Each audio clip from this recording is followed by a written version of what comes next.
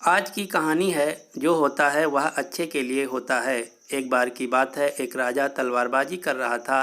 तभी अचानक उस तलवार से उसकी एक उंगली कट जाती है।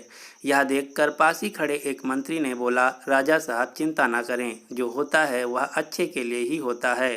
मंत्री की इस बात को सुनकर राजा को गुस्सा आ जाता है।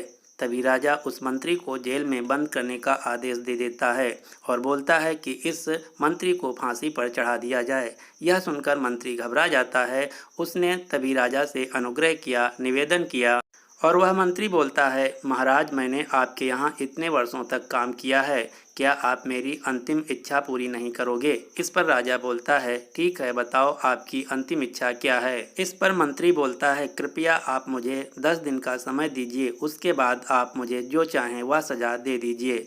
राजा ने उस मंत्री की अंतिम इच्छा मान ली। दूसरे दिन राजा अपने सैनिकों के साथ जंगल में शिकार पर जाता है। जंगल के बीच राजा अपने सैनिकों से बिछड़ जाता है और रास्ता भटक जाता है।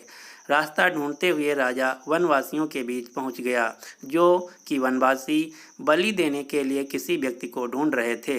वनवासियों ने राजा को पकड़ लिया और वन की देवी को बलि देने के लिए ले गए, मतलब राजा का सर कलम करने के लिए ले गए।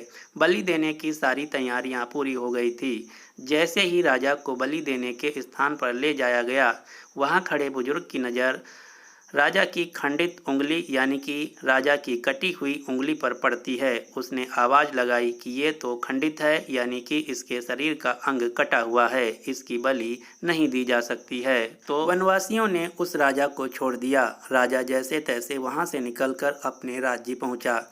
जैसे ही वह अपने राज्य पहुंचा, तब राजा ने सबसे पहले जेल में बंद उस मंत्री से मिलने पहुंचे।